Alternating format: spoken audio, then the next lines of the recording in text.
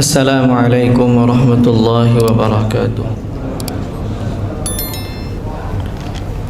Innal hamdalillah nahmaduhu wa nasta'inuhu wa nastaghfiruh wa na'udzu billahi min shururi anfusina wa sayyiati a'malina. May yahdihillahu fala mudilla lahu wa may yudlil fala hadiya lahu. Ashhadu an la ilaha illallah wahdahu la syarika lahu wa ashhadu anna Muhammadan abduhu wa rasuluhu la nabiyya ba'dah.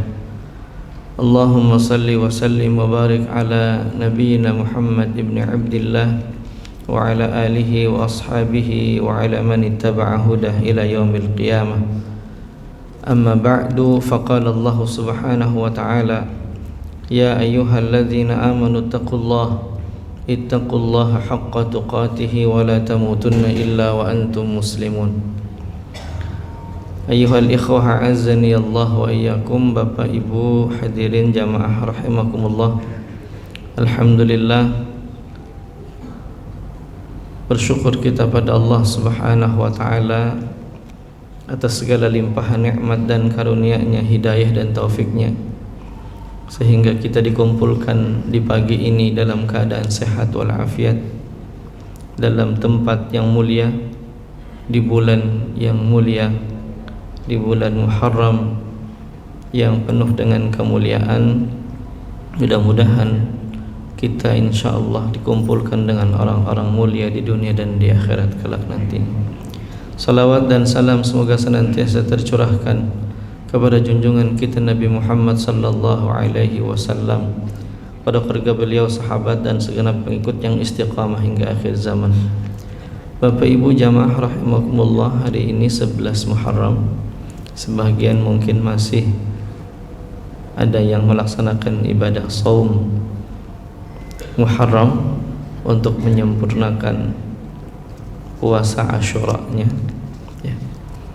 Karena sebagaimana yang disebutkan oleh ulama bahwa puasa Asyura itu ada 3 tingkatan gitu ya. Ada tingkatan yang pertama itu yang puasanya Tasu'a, Asyura dan sesudahnya, ya.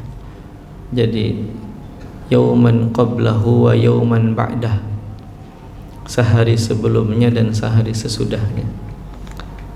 Tingkatan yang kedua yang Tasu'a dan Asyura, yang sehari sebelum dan pada 10 Muharramnya. Dan yang ketiga yang Asyura saja, dan semuanya dibenarkan, ya.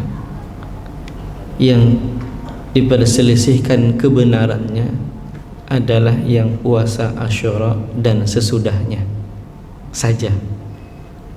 Jadi 3 pendapat besar. Yang pertama 3 hari, yaitu sehari sebelum dan sehari sesudah. Yang kedua 2 hari, dan yang ketiga hanya sehari. Tetapi yang sehari sebelum itu hanya berlaku untuk Tasu'a. Adapun pendapat mengatakan bahwa yang berpuasa 10 hari tanggal 10 Muharram dan sehari sesudahnya saja, maka ini menyelisihi sunnah Rasulullah sallallahu alaihi wasallam. Wallahu a'lam, ya. Karena hadis yang menyebutkan menggunakan au itu diperselisihkan atau setidaknya didhaifkan oleh banyak ulama. Yang menyebutkan dengan kata au, tapi dengan menyebutkan dengan kata wa yauman qablahu wa yauman ba'dah, maka ini yang dikuatkan. Tetapi yang menggunakan kata au yauman qablahu au yauman ba'dah, ini oleh banyak ulama dilemahkan, ya. Yang menggunakan kata au, sehari sebelumnya atau sehari sesudahnya, yang pakai atau ini yang dilemahkan, ya. Tapi pada prinsipnya insyaallah kita mudah-mudahan bisa menghidupkan sunnah di hari ke-10 yang telah kita lewati kemarin, yang intinya ada yang menyebutkan bahwa fungsi dari hari sebelum dan sehari sesudah itu adalah menyelisihi Yahudi, menyelisih keyakinan atau pelaksanaan ibadah bagi agama yang lain.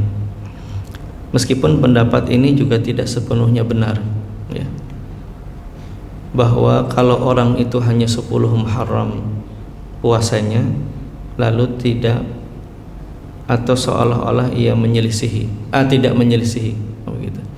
Sebab Nabi itu sebelum hijrah ke Madinah sudah biasa puasa Asyura, gitu ya.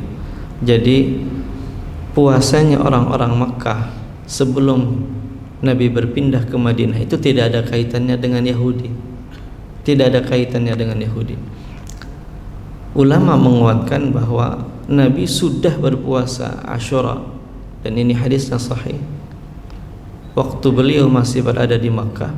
Itu lebih karena Asyura itu memang bawaannya milahnya Ibrahim alaihissalam, sebagaimana ibadah haji yang dilakukan juga oleh orang-orang Makkah bahkan sebelum Nabi menyempurnakan manasik haji. Jadi salah satu di antara peninggalan Ibrahim, ya, syariatnya Nabi Ibrahim yang masih diamalkan penduduk Makkah adalah puasa Asyura, sehingga Nabi melaksanakan ibadah itu dan tidak ada hubungannya dengan Yahudi. Barulah kemudian ketika Nabi hijrah ke Madinah dan Nabi mendapati orang-orang Yahudi kok juga puasa 10 Asyura, gitu ya, 10 Muharram maksudnya, pada hari ke-10 bulan Muharram.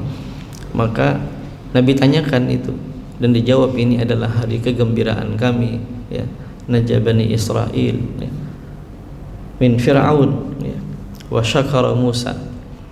Maka hari di mana Bani Israel diselamatkan dan Musa pun bersyukur, dan kami pun melaksanakan puasa. Kata Nabi sallallahu alaihi wasallam, aku ini lebih dekat dengan Musa, yang lebih pantas untuk menyanding, ya, yang membersamai Musa itu kami. Maka Nabi memerintahkan untuk yang lain, ayo makin digalakkan puasanya. Dulu kita sudah lakukan itu di Makkah, sekarang kita lakukan juga di Madinah, gitu. Dan orang-orang Makkah dulu disebutkan sebelum Fathul Makkah terbiasa mengganti kiswah itu di hari 10 bulan Muharram, sehingga disebutkan bahwa puasanya orang-orang Makkah karena menghormati pergantian kiswah Ka'bah, ya, mengganti kelambunya Ka'bah. Jamaah rahimakumullah, ala kulli hal, bahwa saban kali kita masuk bulan Muharram berarti kita telah memasuki pergantian tahun dalam penanggalan Islam. Dan setiap kali kita masuk penanggalan baru di dalam Islam, kita diingatkan bahwa umat ini adalah umat petarung, umat ini adalah umat pejuang. Kenapa? Sebab pilihan menjadikan hijrah sebagai momentum untuk menetapkan tahun pertama di dalam Islam ini menunjukkan bagaimana kuatnya ghirah jihad di dalam diri kaum muslimin. Semua sepakat, ya, ketika Umar bin Khattab menuliskan surat, ya, ke beberapa gubernur, ya, untuk melakukan satu perintah di bulan Sya'ban, maka beberapa gubernur datang menyampaikan kebingungannya. Wahai Amirul Mukminin, ini Sya'ban yang ente maksud, ya, yang anda maksud ini Sya'ban tahun ini kah? Tahun kena, gitu. Karena tidak disebutkan tahunnya dan kapan. Maka disitulah urgensi kemudian penetapan penanggalan tersendiri di dalam Islam. Ketika musyawarah dilakukan, Umar mengundang sahabat-sahabat yang mulia. Semua sepakat umat ini harus punya tahun. Umat ini harus punya tahun sendiri. Itu sepakat. Yang kedua, semuanya sepakat bahwa penetapan tahun itu adalah berdasarkan masa kehidupan Nabi sallallahu alaihi wasallam. Bukan masa hidupnya Ibrahim, bukan masa hidupnya Isa alaihissalam dan nabi-nabi sebelumnya, tapi sejak Nabi Muhammad sallallahu alaihi wasallam. Tetapi Nabi ini hidup dalam waktu yang relatif panjang, 63 tahun. Di tahun yang mana yang dijadikan sebagai penetapan, sebagai awal perhitungan kalender? Maka kan muncul berbagai macam usulan. Ada yang mengusulkan sejak Nabi dilahirkan, tapi ini ditolak karena lebih menyerupai sebagaimana orang-orang menjadikan kelahiran Isa alaihissalam sebagai awal perhitungan. Ada yang mengusulkan pada saat terjadinya perang Badar, ada yang mengusulkan pada saat Nabi menerima wahyu yang pertama, ada yang mengusulkan dan seterusnya. Tapi kemudian usulan Ali bin Abi Thalib lah yang diterima, ya. Usulan Ali bin Abi Thalib lah yang diterima, bahwa momentum hijrah ini adalah satu momentum yang sangat krusial bagi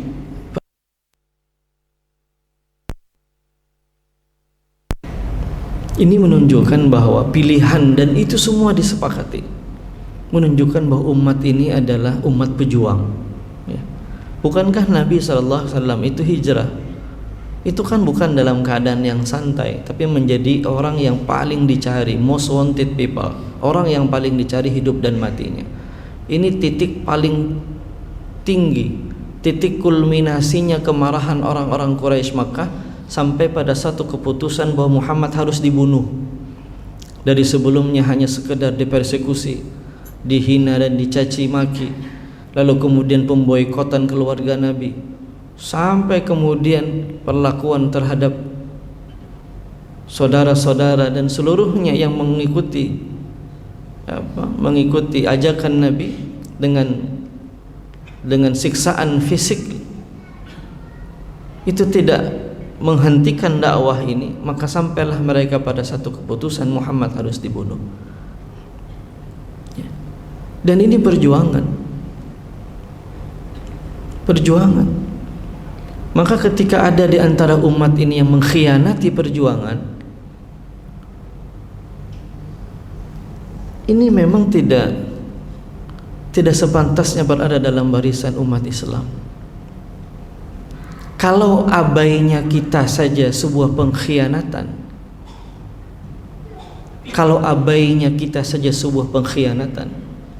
dan diamnya kita terhadap genosida di Palestina ini sebagai satu bentuk kejahatan, maka bagaimana lagi dengan orang-orang yang datang bersalaman dengan presidennya, yang kemudian berpose bersama dengan senyum gembira, lalu mengklaim bahwa mereka ingin membawa isu perdamaian dunia, di saat yang sama saudara-saudaranya dibantai ribuan, disembelih oleh mereka. Kalau abainya kita saja ini sebuah pengkhianatan, kita tidak peduli dengan saudara kita, kita tidak lagi mendoakan mereka, tidak ada lagi terlintas dalam pikiran kita, ini sebuah pengkhianatan kepada umat, kepada mereka yang menjaga kiblat pertama umat, kepada kiblatnya perjuangan umat ini. Atau bahkan diamnya kita saja sebagai satu bentuk kejahatan. Kita tidak pernah menyuarakan lagi. Ketika kita sudah tahu, tapi kita tidak berbuat apa-apa. Tidaklah pula mendoakan mereka, tidaklah pula mendonasikan harta yang kita punya, tidaklah kita pula berikhtiar sampai di titik mana kita mampu untuk membersamai mereka. Itu sebuah bentuk kejahatan. Maka kita tidak bisa mengatakan dengan diksi yang mana lagi kepada mereka yang kemudian mengaku sebagai muslim tapi datang dengan penuh jumawa, seolah-olah mereka bisa menyelesaikan semuanya. Jamaah rahimakumullah, karena itu ini menjadi peringatan bagi kita orang-orang tua, ya. Kita tidak ingin anak-anak kita menjadi pemimpin yang seperti ini, ya. Selalu kita dalam doa, Rabbana hablana min azwajina wa dzurriyyatina qurrata a'yun waj'alna lil muttaqina imama. Satu visi besar kita agar anak-anak kita kelak menjadi pemimpin, tapi pemimpinnya orang-orang yang takwa, bukan pemimpinnya para pengkhianat bangsa, bukan para pemimpinnya pengkhianat umat ini. Jangan pernah terfikirkan oleh kita. Kita doa sungguh-sungguh itu. Waj'alna lil muttaqina imama. Maka kata ulama dalam mensyarah doa ini, manakala ada seorang tua, seorang ayah yang memiliki anak tapi tidak mencita-citakan ia agar menjadi pemimpinnya orang yang takwa, selesailah sudah. Mendinglah ia tidak memiliki keturunan selama hidupnya, sebab anaknya hanya akan menjadi sampah dalam kehidupan. Anaknya hanya akan menjadi sampah di masyarakatnya kalau ia tidak pernah cita-citakan agar anaknya menjadi pemimpin orang-orang yang takwa. Waja'alna lil muttaqina imama. Jamaah rahimakumullah. Karena itulah maka penting kita untuk melihat di mana tanmiyahnya, di mana anak kita bertumbuh. Ya. Pendidikan itu kalau definisinya, satu di antara sekian banyak definisi pendidikan menurut ulama, adalah tanmiyah syakhsiyah syamilan mutawazinan, menumbuhkan kepribadian secara utuh, menyeluruh dan seimbang antara ruhiyahnya, akliyahnya dan jasadiyahnya. Maka jangan pernah titipkan anak-anak kita untuk mengenyam satu pendidikan yang hanya berpusat pada akliyahnya. Pintar ia, harat ia, bagus pemikirannya, tapi rusak ruhiyahnya, hancur akidahnya. Jamaah rahimakumullah. Pendidikan tanggung jawab kita, orang tua. Maka di mana anak bertumbuh, di mana ia disemai, di mana ia ditanam, maka di situ ia akan bertumbuh dan kemudian kita petik hasilnya. Maka kita tahu bahwa hari ini kita baru menempatkan anak-anak kita di tempat sekolah yang baru. Ada yang baru menempati level SD-nya, SMP-nya, SMA-nya, SMK-nya, aliyahnya, pesantrennya.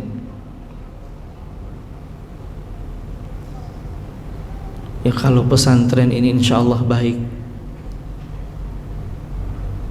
tapi tercemar dengan beberapa di antaranya. Ya. Ada yang pesantren mengajarkan bahasa semut gitu. Ada pesantren yang mengajarkan untuk bertoleransi dengan kebablasan, melaksanakan salawatan di gereja, vihara dan tempat ibadah-ibadah non-muslim lainnya.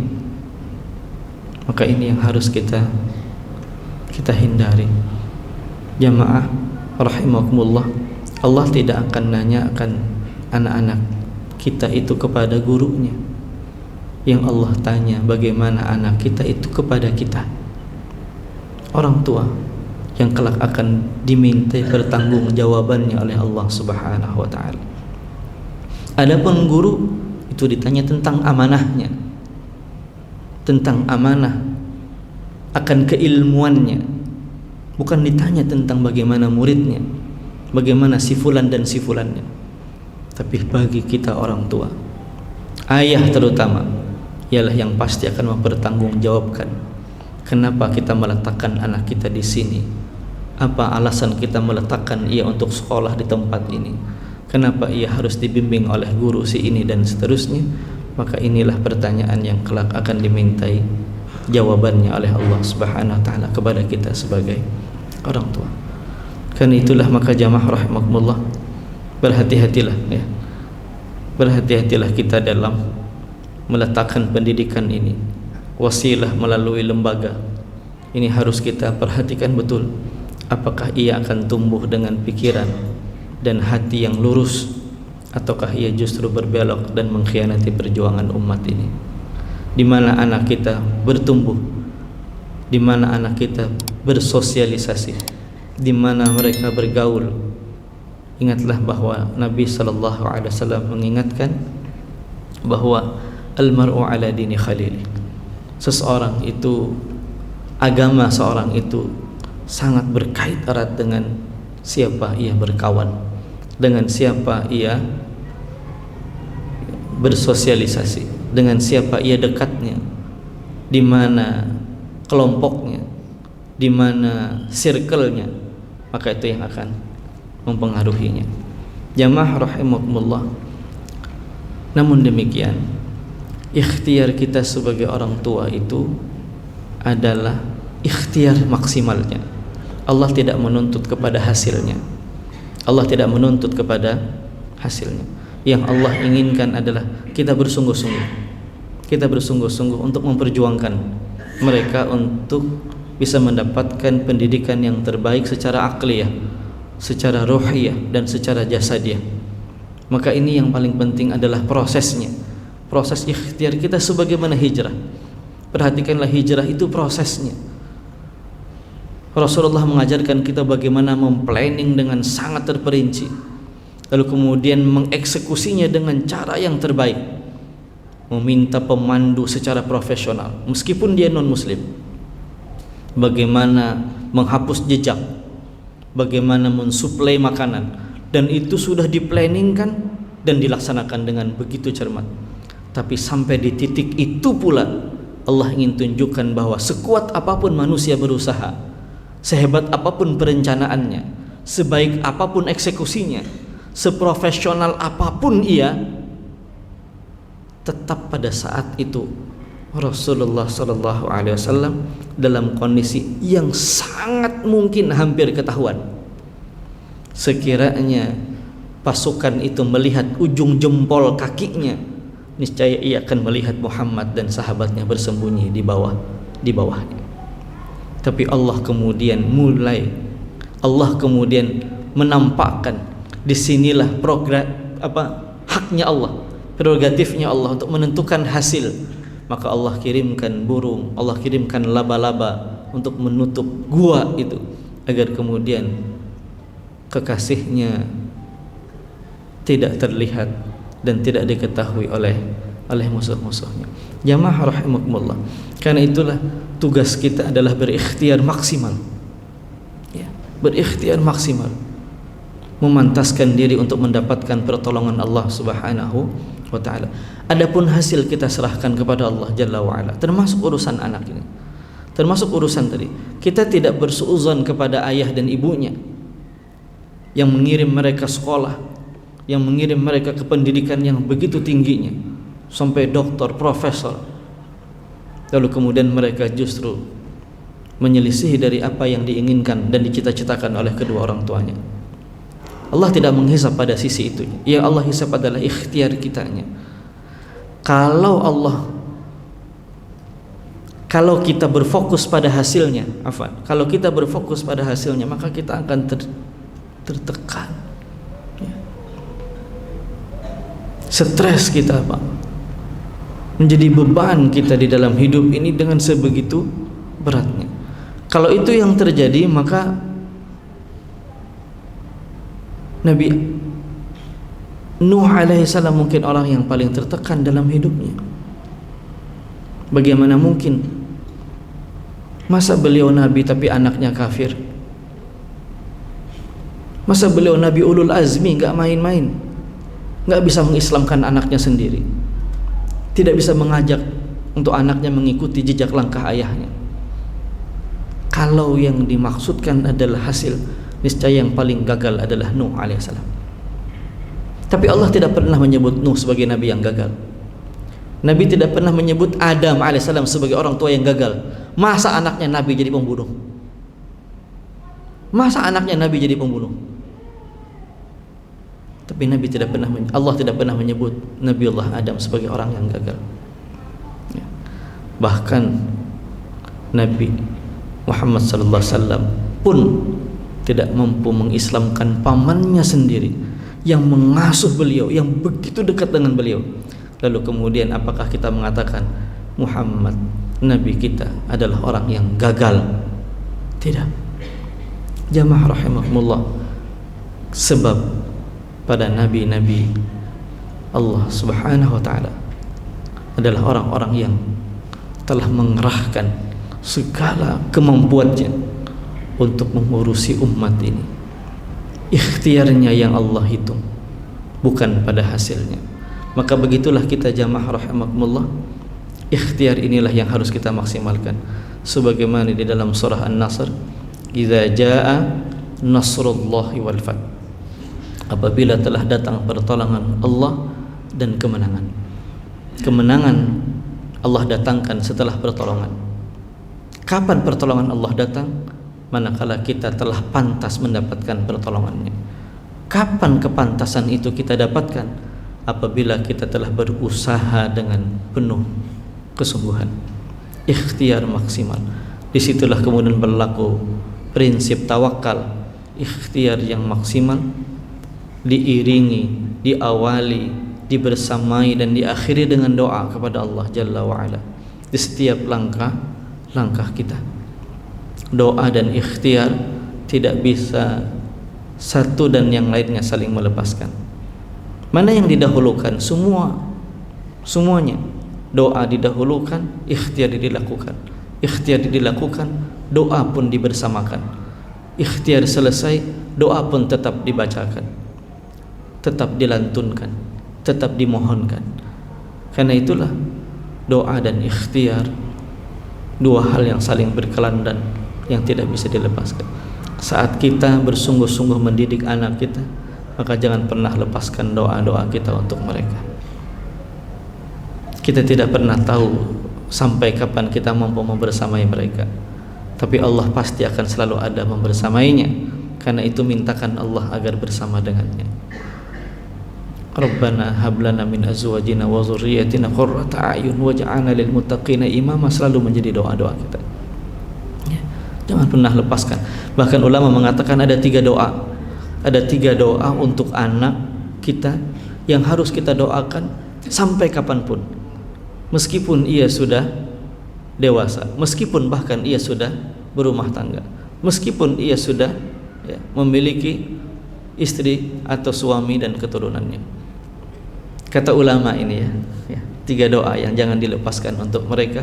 Yang pertama doa yang tadi kita bacakan, Rabbana atina fid dunya Rabbana hab lana min azwajina wa dzurriyyatina qurrata a'yun waj'alna lil muttaqina imama. Yang kedua, Rabbi habli minas salihin. Ini doanya Nabi Allah Ibrahim alaihissalam.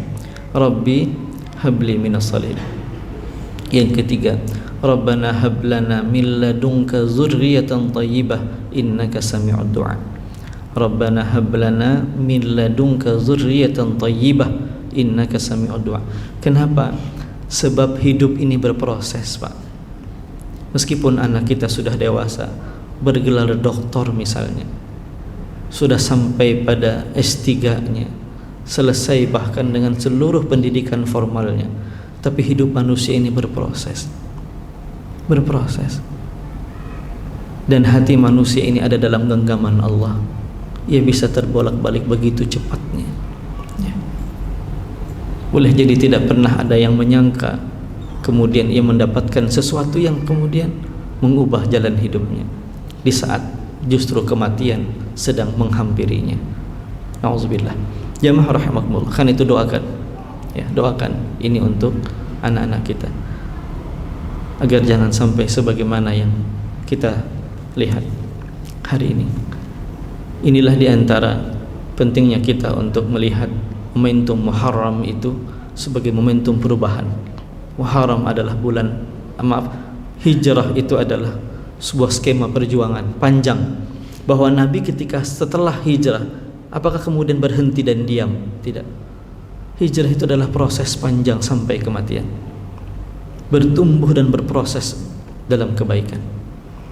Ketika sampai hijrah, selamatlah Nabi dari kejarannya Quraisy, dapat suakanya penduduk Madinah. Lalu apakah kemudian selesai? Tidak. Nabi kemudian membangun peradaban baru, membangun peradaban dengan dakwah. Apakah cukup di Madinah? Tidak. Sampai kemudian seluruh wilayah Hijaz menerima dakwahnya Rasul sallallahu alaihi wasallam, yang kemudian disebutkan setelah sampainya Fath, setelah sampainya kemenangan, wa ra'aitan nasa yadkhuluna fi dinillahi afwaja, maka engkau kelak akan melihat manusia-manusia berbondong-bondong masuk ke dalam agama yang mulia ini. Jamaah rahimakumullah, inilah satu dinamika kehidupan yang kita harus mengikhtiarkan dengan segala daya dan upaya yang terbaik, sebab tidak ada daya dan kekuatan kita untuk melakukan kebaikan dan menjauhkan dari keburukan kecuali semata-mata dari Allah Jalla wa'ala. La haula wa la quwata illa billah. Kata Imam Ibn Rajab alhamdulillah rahimahullah, la haula, tidak ada daya untuk melakukan kebaikan, wala quwata, dan tidak ada kekuatan untuk menjauhi keburukan, illa billah, kecuali dengan kehendak Allah Subhanahu wa ta'ala. Mari ikhtiarkan kebaikan untuk kita dan untuk anak-anak kita, dan jadikan visi kehidupan di dunia agar mereka menjadi orang-orang yang takwa, dan sekaligus visi akhirat kita untuk kita kembali berkumpul di syurganya Allah Subhanahu wa ta'ala. Aqulu qawli hadza subhanakallahumma bihamdika asyhadu an la ilaha illa anta astaghfiruka wa atubu ilaik. Walhamdulillahi rabbil alamin. Assalamualaikum warahmatullahi wabarakatuh.